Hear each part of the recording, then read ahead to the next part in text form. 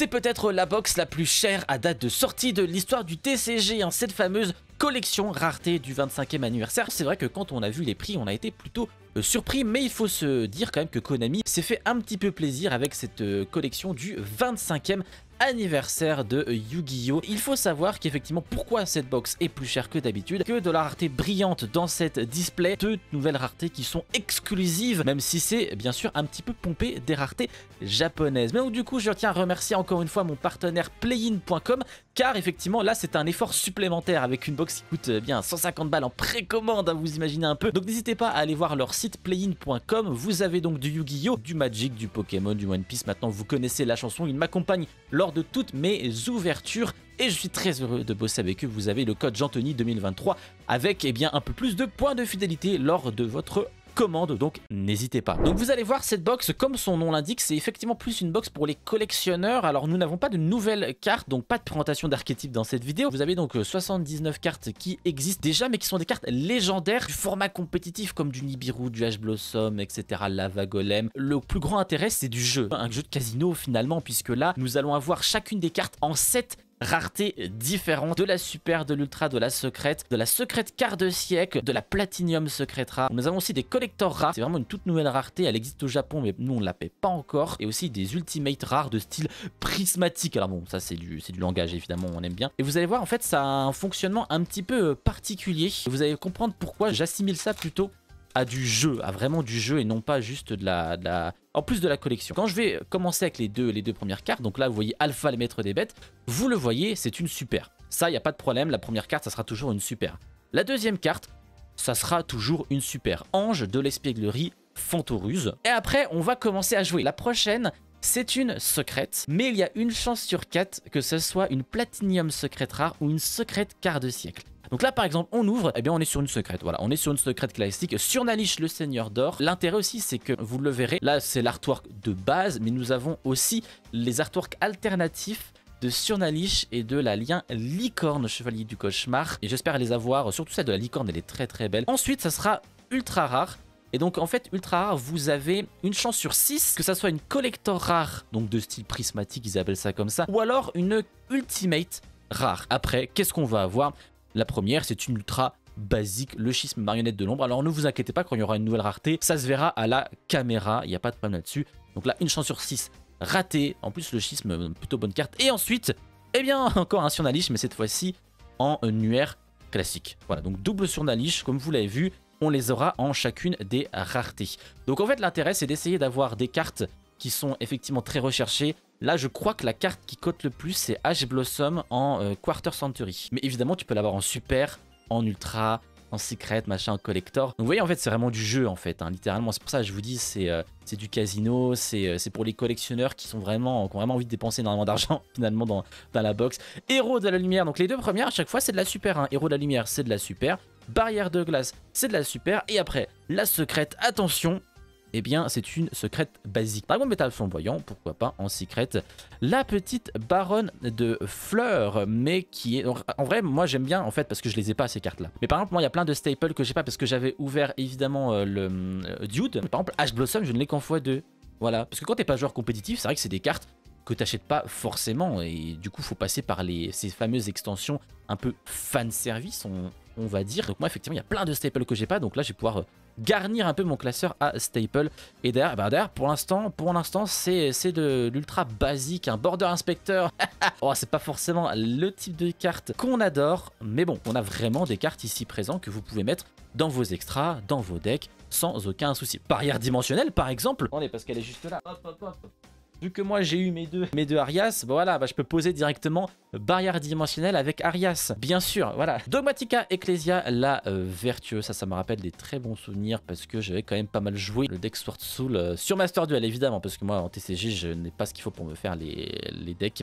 Avramax en secrète, hein, pour l'instant les 1 chance sur 4 qui ne fonctionnent pas, hein, parce que vous le verrez, quand on tombera sur une Platinum secrète rare, toute cette bordure là, ça sera bien différent. Et les secrètes cartes du siècle, il y aura écrit 25. Derrière, le petit dragon Fonton armure. Oi oi oi. Alors ça, carte légendaire, mais de Duel Links. Attention, parce que ça, elle est encore utilisée. On se prend des OTK dessus et on n'aime pas. Elle est présente. Et derrière, le numéro 100. Pour l'instant, vous voyez, le gamble Comme je vous le dis, le casino ne fonctionne pas. Je mets mes jetons, je mets mes jetons. Je ne trompe pas sur le triple 7. En tout cas, n'hésitez pas à me dire effectivement, vous, si vous êtes intéressé par ce type de display. Alors je sais que le prix est vraiment très cher, hein, je l'avoue. C'est vrai que moi je pense pas que je me serais acheté la display parce que 150 balles, je pense que je me serais plutôt acheté genre 10 boosters. Mais est-ce que le principe où tu as une chance sur 4, une chance sur 6 d'avoir une rareté améliorée finalement, est-ce que ça vous intéresse? C'est un peu comme de la loot box. Donc je sais que c'est un système que les gens n'aiment pas trop dans les jeux vidéo. Donc là, l'avoir en termes de cartes, bon après les cartes c'est du loot box hein, de base. Hein, mais là c'est encore plus que d'habitude finalement. Dragon des dernières lueurs aux yeux galactiques. Et donc là, par exemple, eh bien voilà, nous avons une platinium. Ça se reconnaît parce que les bordures, comme vous le voyez, alors on va zoomer. Les bordures, comme vous le voyez, sont d'une brillance magnifique. Plus d'avoir effectivement le striage des secrets rares. Et il me semble que normalement sur le texte, vous avez des petits motifs. Voilà, c'est... Ah, ça se voit pas énormément, ça se voyait beaucoup plus sur les photos. C'est vrai que ça fait longtemps qu'on n'en avait pas eu, mais il me semble que dans mes souvenirs, au niveau platinium, le card frame était lui aussi toute platine en fait. Voilà, vous savez quoi, je vous cherche. Alors est-ce que je peux le montrer dans le classeur directement? Je vais la sortir, écoutez, j'ose. Parce que moi, dans mes souvenirs, platinium c'était ça.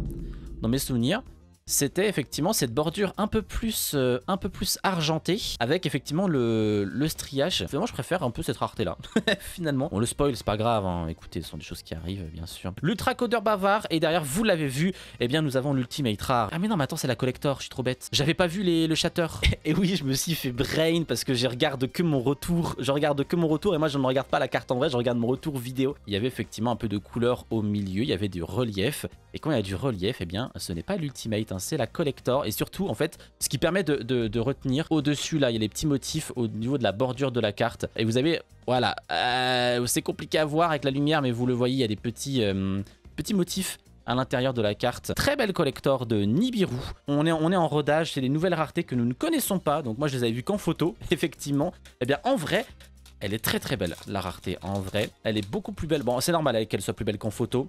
Mais même à la caméra, là, je pense que j'aurais réussi à vous le montrer correctement, en vérité. Du coup, recherche de fossiles, hyper classique. Ah, derrière, nous avons juste une secrète, hein, Dragon des Lumières, que j'avais déjà. Il faudrait que je refasse mes tâches, je les referai juste après.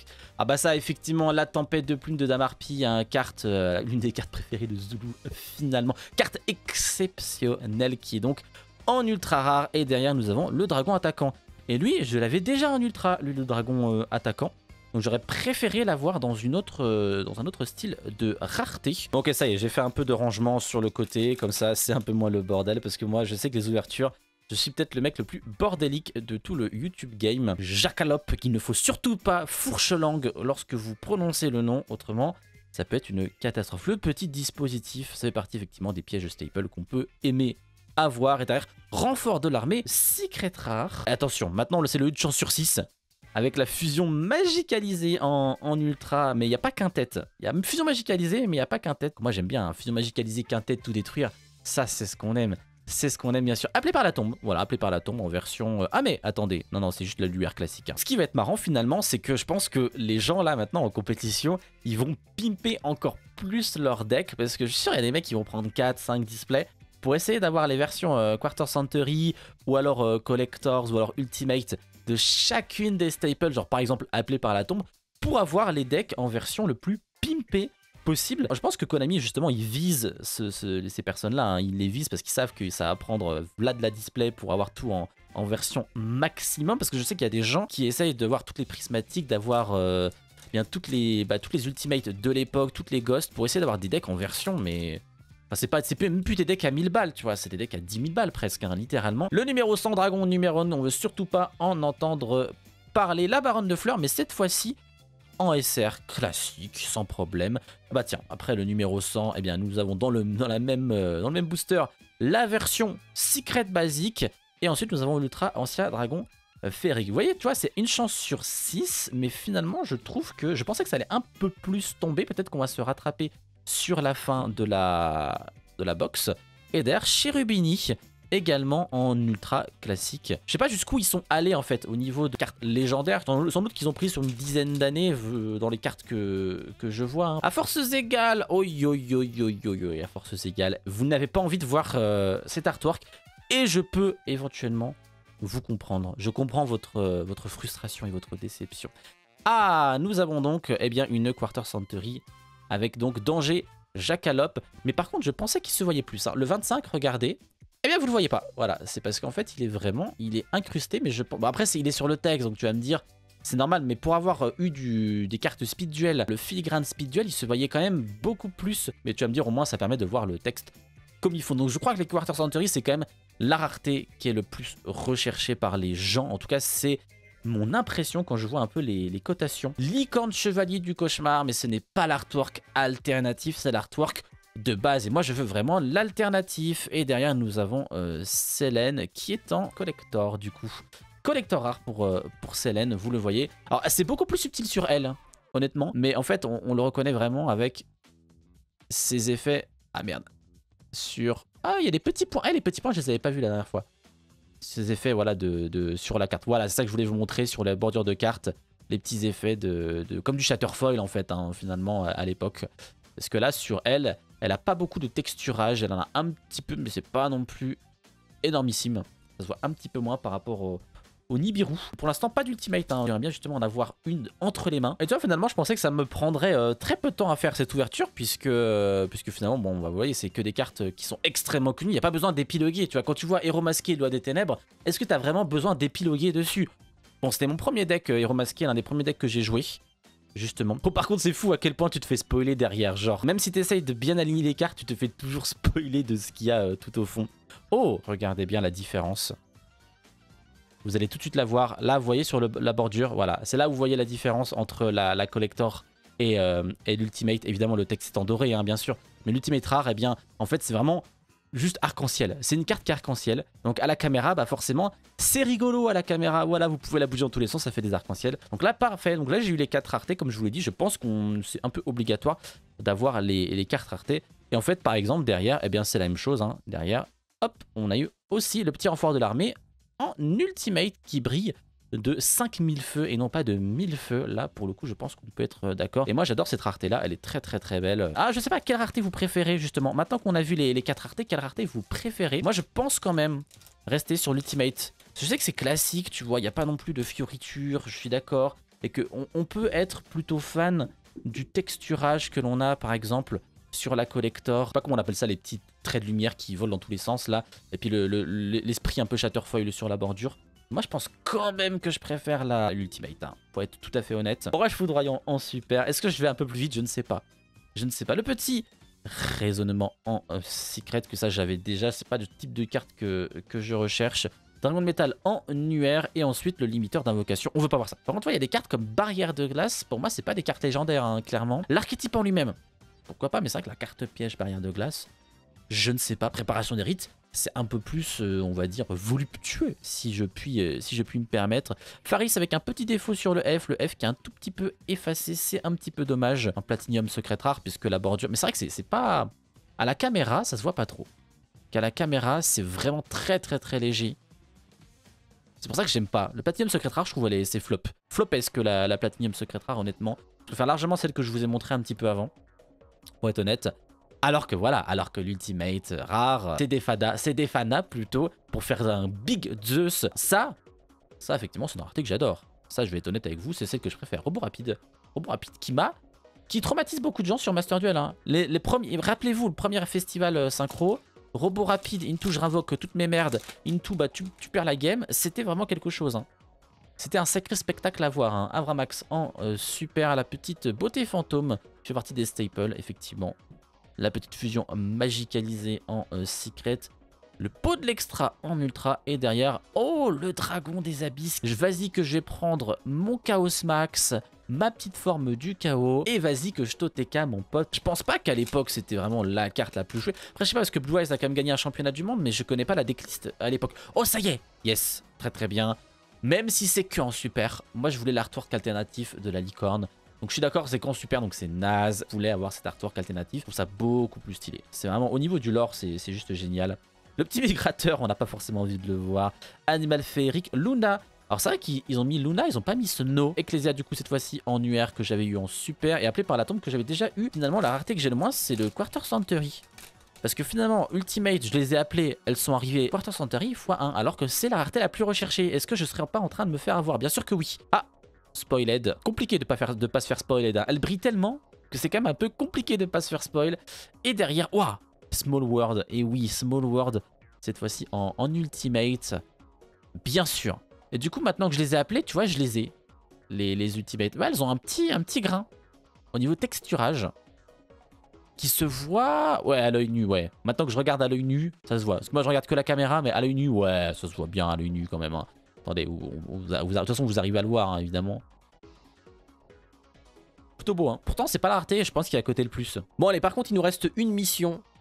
Avoir une Ash Blossom. Parce que j'ai vu sur le groupe, là, visiblement, le groupe WhatsApp des youtubeurs, que visiblement, c'est un peu la carte qu'on essaye un peu d'avoir.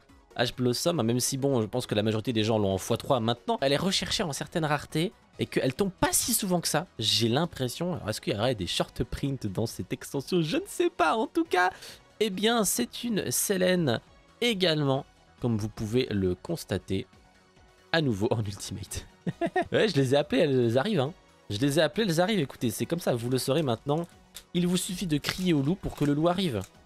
C'est logique. Et donc du coup, ouais, Ash Blossom, mais là je l'ai même pas eu en SR ou quoi que ce soit. Hein. Donc là, visiblement, la théorie se confirme, hein, visiblement. Prison de dragon de glace, limiteur d'invocation qu'on ne veut pas voir. Le petit Nibiru en Quarter Centauri, ça fait plaisir parce que en vrai, Nibiru, je l'ai pas déjà eu x2, là je l'ai pas eu en genre collector, en secret, et là en Quarter Century. En vrai, le grand chelem, c'est avoir une carte en 7 raretés différentes dans la même display, hein. Évidemment, autrement c'est trop facile. Je pense que c'est possible, mais je pense qu'au niveau probabilité, extrêmement rare. Ok, le petit dragon fantôme armure, encore une fois la beauté fantôme, l'espace du chaos en version secrète, et là je l'avais pas encore, donc on se rapproche petit à petit des 79 cartes. Évidemment, je ne me suis pas amusé à les compter, et vous non plus, et vous avez bien eu raison, Jackalope. Et encore Luna. Ah, Révolte Tribrigade, je l'avais pas encore. Enfin, Révolte Tribrigade. Ah oui, voilà, ok. Mais c'est en secret, donc c'est quand même moyen. Et moi, je l'avais pas en version secrète parce que je l'avais en version commune, avec le deck de structure Soulburner, là. Et je l'avais en version ultra, donc là, en secret, donc ça me fait 3 raretés différentes pour Floraison de Cendres. Donc pourquoi pas. Win en version... encore Ultimate, les potes, je vous jure, c'est quand même assez incroyable. Encore de l'Ultimate. Percé à bugger. Ok, je sais pas du tout ce qui s'est passé. D'un coup, la cam, elle s'est freeze. Mais donc oui, comme je vous le disais, bon, pas encore en Ultimate, c'est assez dingue. Et plus du tout Gouverneur des Ténèbres que j'avais pas encore. On est à combien au niveau des... J'aurais dû les sliver, mais j'avoue, j'oublie pendant les ouvertures. 1, 2, 3, 4, 5, 6. 6 hein, quand même en Ultimate. Je pense que c'est un beau ratio. Hein. Le booster a compris que je préférais telle ou telle rareté, donc maintenant il me les donne. Il est gentil le booster finalement. Révolte en version secrète. Si Moon en version... Ultra et donc le héros de la lumière arc. Quattro booster, on se sera fait comme ça absolument tout, je ne vous aurai rien skip, pas de montage, si peut-être.